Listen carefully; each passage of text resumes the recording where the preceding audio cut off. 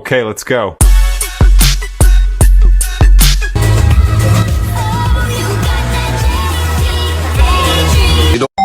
Assalamualaikum warahmatullahi wabarakatuh.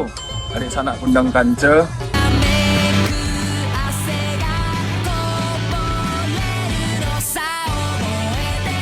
Risiko penyebaran hoaks. Halo semuanya, kami dari kelompok 2 mata kuliah Komunikasi Politik Universitas Bakri. Pada video ini, kami akan membahas strategi komunikasi politik yang digunakan oleh Muhammad Fathie Attallah Panggarbesi, anggota DPRD Kota Pagar Alam dari Partai Nasdem. Di era digital seperti sekarang, media sosial sudah menjadi salah satu alat komunikasi politik yang sangat penting. Banyak politisi yang mulai beralih dari media konvensional seperti televisi, radio, surat kabar ke media digital karena dianggap lebih cepat, lebih murah, dan mampu menjangkau masyarakat secara langsung. Nah, melalui video ini kami akan menganalisis bagaimana strategi komunikasi politik yang akan dilakukan oleh Muhammad Fathie Attallah Panggarbesi berdasarkan hasil wawancara yang telah kami lakukan serta menghubungkannya dengan teori yang ada dalam komunikasi politik. Perkembangan teknologi telah mengubah cara pandang masyarakat untuk memperoleh informasi politik. Namun sekarang ini, banyak masyarakat, terutama generasi muda, lebih sering memperoleh informasi dari media sosial. Perubahan tersebut membuat strategi komunikasi politik juga ikut berubah. Kandidat politik tidak lagi hanya menggunakan kampanye secara langsung ataupun media konvensional, tetapi juga mulai membangun citra politik lewat media sosial seperti Instagram dan juga Facebook. Oleh karena itu, kami memilih Fathie Attallah Panggarbesi sebagai objek penelitian karena beliau merupakan politisi muda yang berhasil memanfaatkan media sosial sebagai strategi komunikasi politiknya. Teman-teman, nama aku Muhammad Fathie Attallah Panggarbesi. Aku itu umur baru 24 tahun, terus asli dari Kota Palembang. Sekarang alhamdulillah menjabat sebagai anggota DPRD Kota Pagar Alam periode 2024-2029, mewakili fraksi Nasional Demokrat atau Nasdem. Sempat kemarin aku masih kuliah, insya Allah September ini wisuda, mohon doanya ya teman-teman. September ini wisuda, aku kuliah di UPN Veteran Jakarta, angkatan 20, jurusan ilmu politik juga, Fakultas Ilmu Sosial Ilmu Politik. Berdasarkan hasil wawancara, beliau menjelaskan bahwa ketertarikannya terhadap dunia politik bukan muncul secara tiba-tiba, tetapi sudah ada sejak masih duduk di bangku sekolah. Minat tersebut kemudian semakin berkembang ketika beliau mempelajari ilmu politik di bangku kuliah. Salah satu strategi komunikasi politik yang dilakukan Fathie adalah membangun komunikasi secara langsung dengan masyarakat. Program yang menjadi ciri khasnya adalah Fathie Masuk Kampung.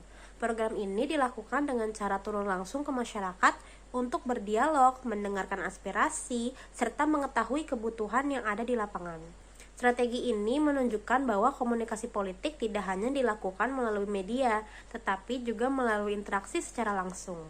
Setelah kegiatan tersebut dilakukan, hasilnya kemudian dipublikasikan kembali melalui media sosial agar masyarakat mengetahui aktivitas yang telah dilakukan. Bisa dibilang program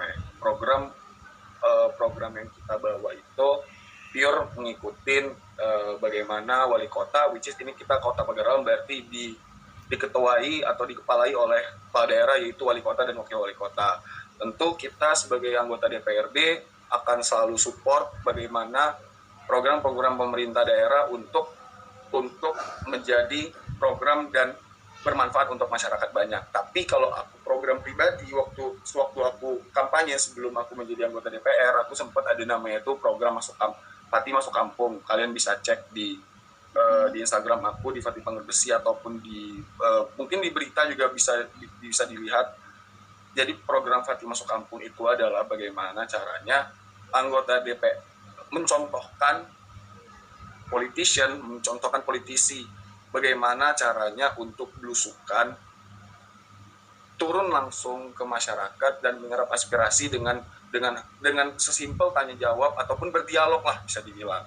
Nah, jadi program Fatih Masuk Kampung itu sebetulnya program pribadi yang ternyata di saat menjabat kita itu sudah ada renja which is namanya rencana kerjanya itu. Jadi kayak sebagai tupoksi anggota DPRD atau DPR RI itu punya punya timeline yang dimana kita itu harus diwajibkan yang sudah diatur oleh undang-undang turun langsung ke masyarakat untuk menyerap aspirasi, namanya itu reses. Nah, setelah aku sebelum menjadi anggota DPR dan setelah aku menjabat anggota DPR, ternyata match gitu loh program yang aku bawa. Dan di saat aku menjabat ternyata memang anggota DPRD itu tuh sudah difasilitasi dan dianggarkan oleh negara untuk bertemu langsung oleh masyarakat. Nah, apa pencapaian aku sebagai anggota DPRD? Bisa dibilang ya dikarenakan belum genap 2 tahun menjabat sebagai anggota DPR, ada beberapa usulan-usulan yang sudah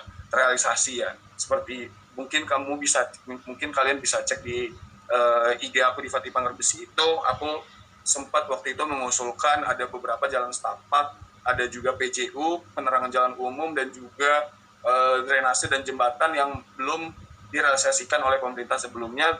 Dan di saat aku usul dan di saat aku serap aspirasi masyarakat dan langsung aku usulkan ke pihak eksekutif, alhamdulillah langsung dibangun di tahun 2025 kemarin. Untuk usulan-usulan 2026 sekarang alhamdulillah lagi proses sih sekarang. Oke, jadi menarik nih karena kita tentang komunikasi politik. Jadi sebetulnya media sosial itu kan gratis ya. Berarti namanya exposure, namanya publikasi itu kan bisa dimanfaatkan dengan baik asal niat awalnya itu baik, nawaitunya itu baik. Nah, apa yang terjadi di kasus aku selama ini di Kota Pagar Alam itu belum ada yang bisa aku bilang ya, belum ada yang memanfaatkan media sosialnya dengan baik untuk menunjukkan kinerja mereka selama menjadi anggota DPRD. Dan alhamdulillah di saat waktu aku mulai kampanye, media yang aku manfaatkan itu tuh memang sangat amat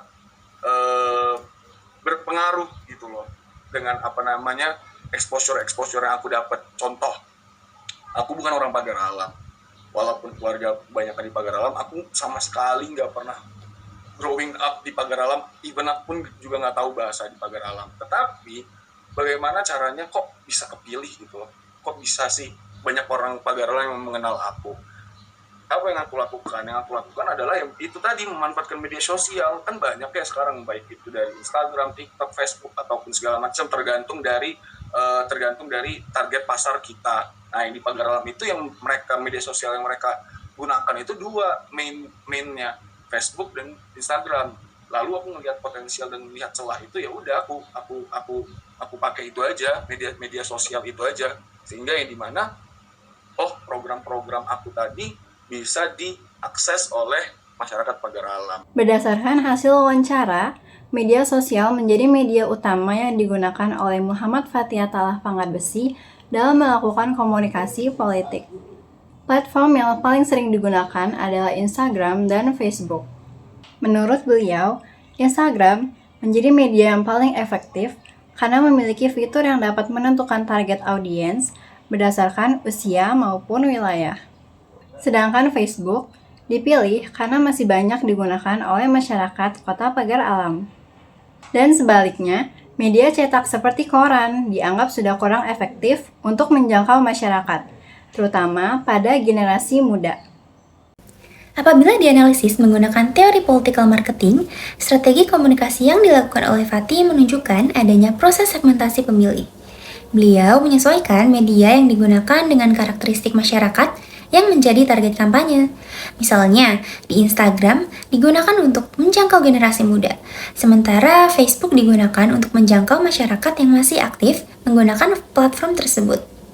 Selain itu, apabila dikaitkan dengan teori uses and gratification, masyarakat dipandang sebagai pihak yang aktif memilih media sesuai kebutuhannya. Oleh karena itu, Fatih menyesuaikan penyampaian pesan politiknya melalui media yang memang paling banyak digunakan oleh masyarakat Kota Pagar Alam.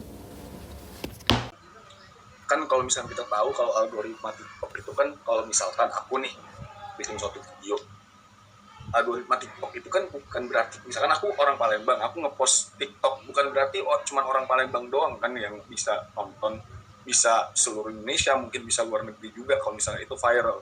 Tapi sedangkan kalau misalkan kita memakai Instagram ataupun Facebook ataupun segala macam, itu kan kita bisa memfokuskan satu konten itu tuh untuk satu daerah itu gitu loh.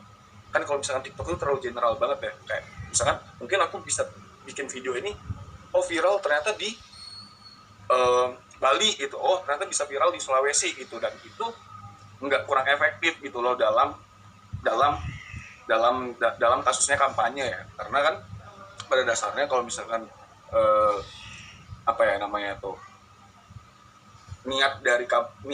definisi kampanye dari awal yang aku pengen itu kan pengen di Pagar Alam terkenalnya, pengen masyarakat Pagar Alam yang kenal. Jadi ya aku pakai media sosial yang emang dipakai oleh masyarakat itu tuh. Jadi pertimbangan aku tuh ya sebatas konten aku yang aku bikin ini khusus untuk bisa diakses dan bisa dinikmati oleh masyarakat Pagar Alam begitu sih. Oke, jadi media itu aku bagi dua ya. Ada media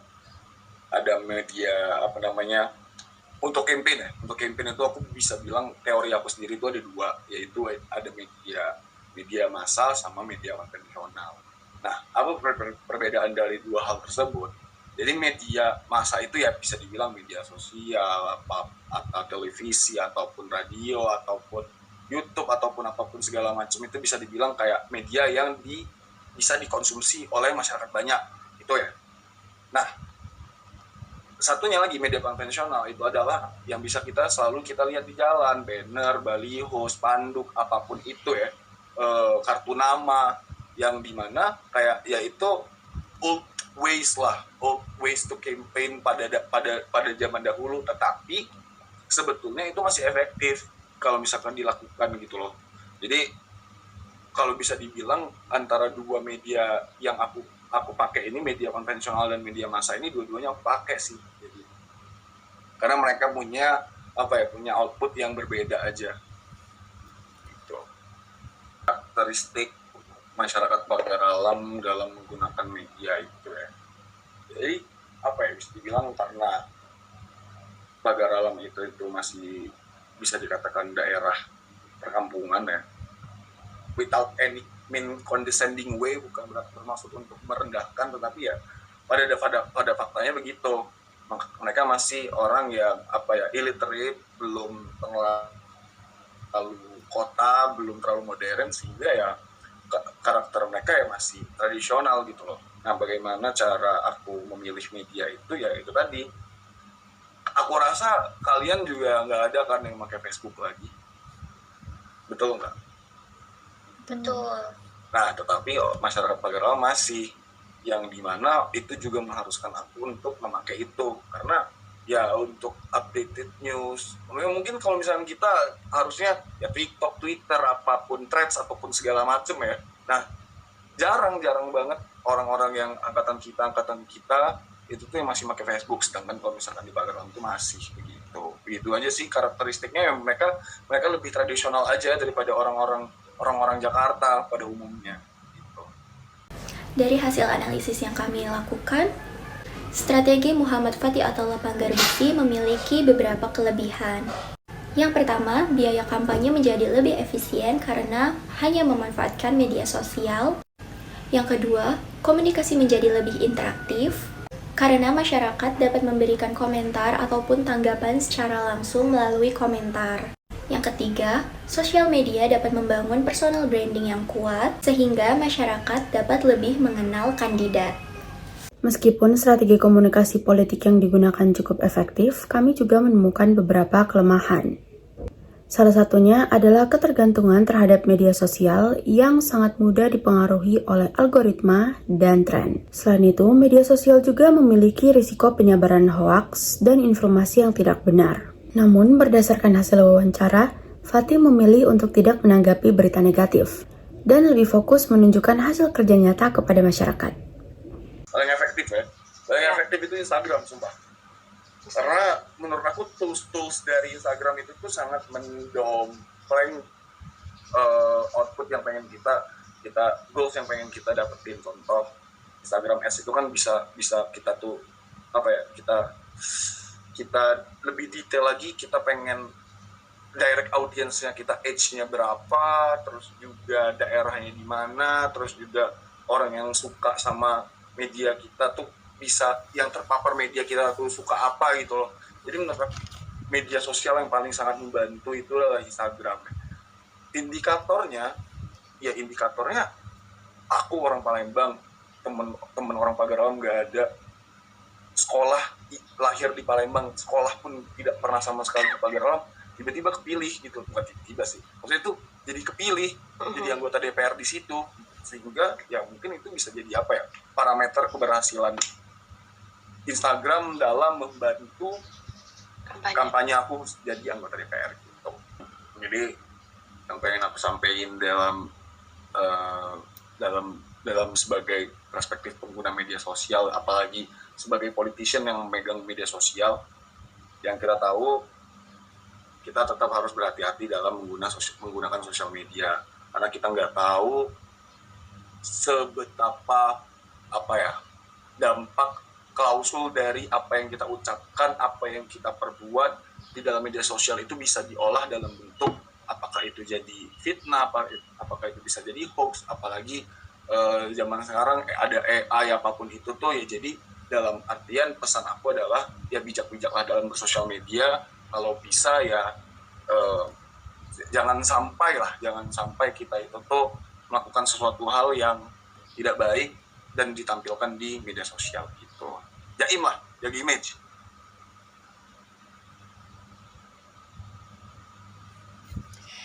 Oke, untuk selanjutnya, tantangan terbesar kamu dalam menghadapi manfaat media selama masa kampanye itu apa? Manfaat terbesar aku menggunakan sosial media di saat aku masa kampanye. Dari yang aku bilang tadi sebelumnya, manfaat yang terbesar adalah bagaimana aku mendapatkan popularitas yang tadinya 0 menjadi seperti sekarang itu betul-betul berkat dari sosial media itu ya. Dan bisa dibilang dampak baiknya ya, lebih banyak yang aku dapetin tuh ya, orang Pagarawan itu bisa mengakses bagaimana anggota DPR-nya itu kerja.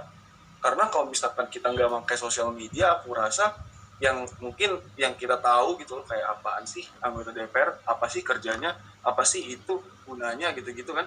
Tapi dengan cara kita memakai sosial media ya, walaupun di make up kan dengan gimmick-gimmick apa segala macam, ya minimal mereka udah tahu gitu loh kalau misalkan anggota DPR kerja, sebatas itu aja minimal mungkin. Jadi ya yang bisa dibilang dampak baik dari sosial media itu adalah bagaimana kita mengeksposurkan action kita terhadap masyarakat awam gitu sih. Berdasarkan hasil penelitian yang kami lakukan, dapat disimpulkan bahwa strategi komunikasi politik Muhammad Fatih Atala Pagar Besi lebih berfokus pada pemanfaatan media digital dibandingkan media arus utama. Instagram dan Facebook menjadi media utama dalam membangun citra politik, meningkatkan popularitas, serta menjaga komunikasi dengan masyarakat. Selain media digital, beliau juga tetap melakukan komunikasi secara langsung melalui program Fatih Masuk Kampung, sehingga hubungan dengan masyarakat tidak hanya terjadi di dunia digital, tetapi juga secara nyata di lapangan.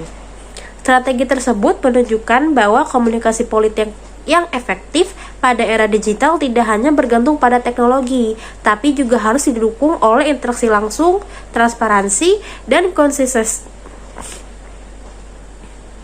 Strategi tersebut menunjukkan bahwa komunikasi politik yang efektif pada era digital tidak hanya bergantung pada teknologi, tetapi juga harus didukung oleh interaksi langsung, transparansi, dan konsistensi dalam menjalankan program. risiko penyebaran hoaks